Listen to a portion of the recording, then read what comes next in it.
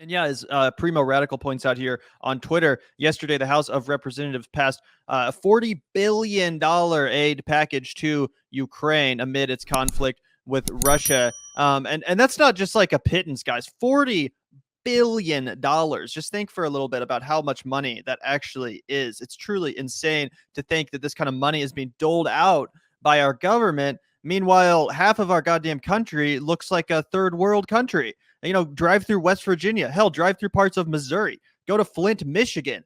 You don't think that money, these billions of dollars of taxpayer money, could have gone to our own domestic issues, our own communities? I mean, obviously, there's issues going on all over the world, just like in Ukraine and Russia. There's horrible humanitarian atrocities happening all across the world, most of which, by the way, are funded and enabled by us, such as what's going on in Palestine, such as what's going on in Yemen. But again, somehow $40 billion of taxpayer money is materialized here with seemingly no dissent from the Democratic Party and definitely not the squad members.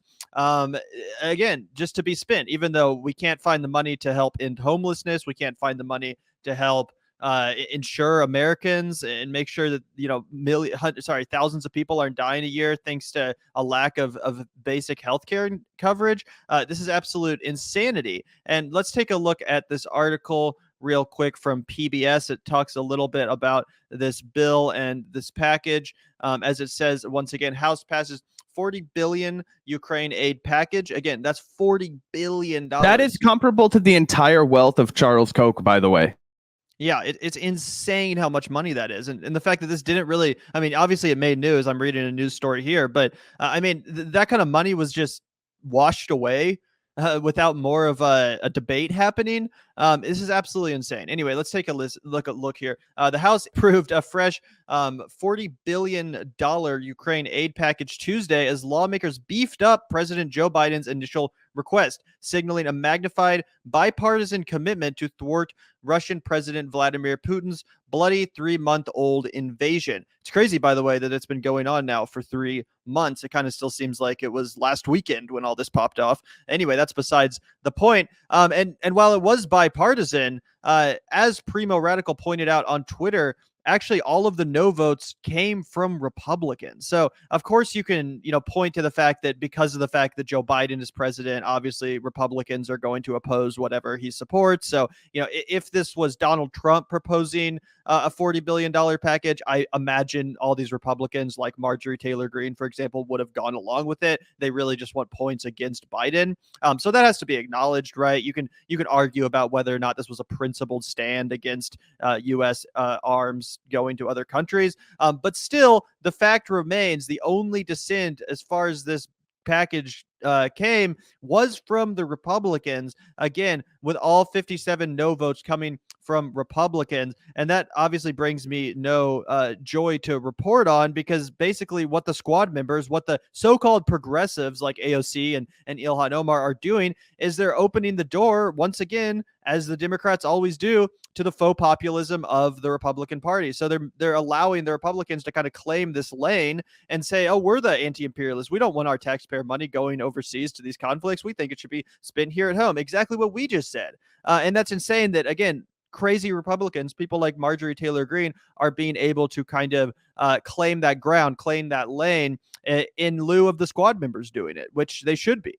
Yeah, and I think that this is so important to hammer down for people. Most people in our audience, I feel like, already know this and they understand this dynamic. But because part of what I consider our job here to do is to kind of point out media dynamics and why some stories get run with and others don't, right? And specifically with new media, it's really important to point out that, yes, it was 37 or 57 Republicans that were the only no votes, right? And it's also extremely important to point out why that was. That was because Joe Biden was in office, right? Had Donald Trump been in office, we could have foreseeably seen a lot more of these Democrats vote no. I think we would have seen Ro Khanna vote no. I think we would have seen a bulk of the squad vote no.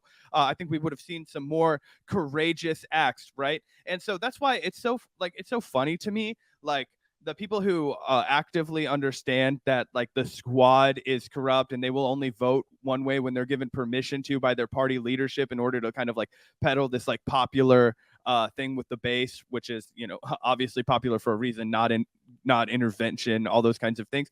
The Republican Party does that same thing too. So like, don't look at these people like Marjorie Taylor Greene as if they're the only ones that are standing up to power. No, they're doing the exact same thing that everybody calls out the squad for doing, which is performing. They're performing when the coast is clear. They're not going to do anything to meaningfully oppose this. They're not going to stand across the aisle with if Donald Trump wins the election and oppose any dumb shit that he wants, because it's not for the best interest of the American people. That's why they didn't fucking do it the entire time he was in office, guys.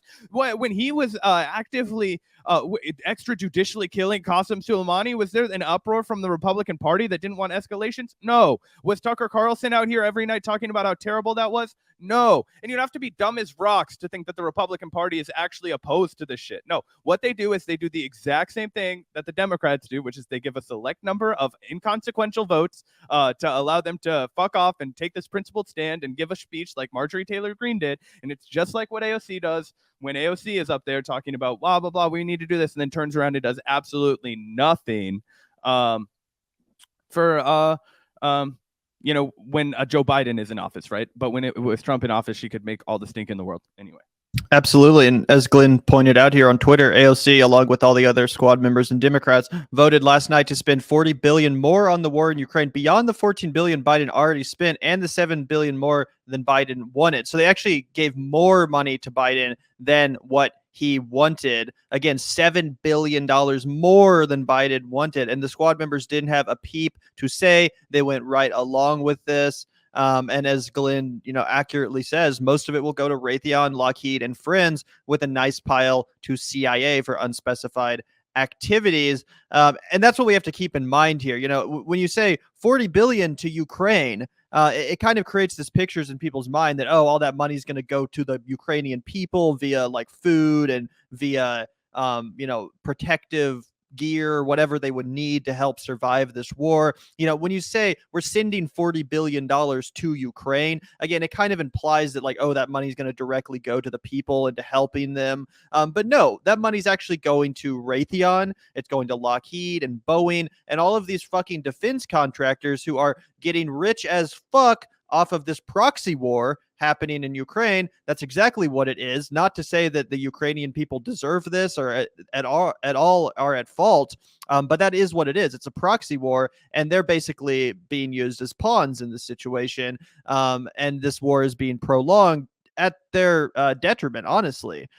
So I think that's important to say. And for proof that this is a proxy war, let's actually listen to Mr. Seth Moulton, who, as many of you guys probably forgot, actually ran for president in 2020, or at least in the 2020 Democratic primary. He miserably failed because he's super uncharismatic and doesn't really stand for anything all of that popular. But again, let's take a listen to what he had to say about this conflict the other day on Fox News. I thought this was very, very revealing. I only have 10 seconds left for each of you, if you could. But if they wrap this in the Senate with a Ukraine funding and a COVID funding, you guys okay with that, Congressman Moulton? Look, I'm going to support it because it's the right thing to do for Ukraine. I mean, obviously, there's a lot of politics involved, and there will be domestic debate here at home about other policies and whatnot. But at the end of the day, we've got to realize we're at war. And we're not just at war to support the Ukrainians. We're fundamentally at war, although it's somewhat through a proxy, with Russia. And it's important that we win. Congressman Turner? Yeah, so there's Seth Moulton literally admitting in no uncertain terms that we're in a proxy war with Russia and that it's important that we win. He says, remember, we're at war. It's like, why? Was there an authorization for us to go to war? I don't remember Congress authorizing an act of war. I don't remember anyone declaring the United States being at war.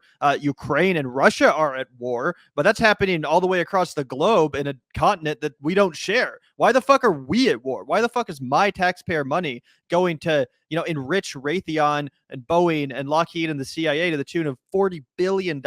Meanwhile, I don't get a goddamn say in this. We didn't fucking vote on this money, our taxpayer money going to this. Well, again, our literal fucking, American citizens, fellow American citizens are outside my window sleeping on the goddamn street.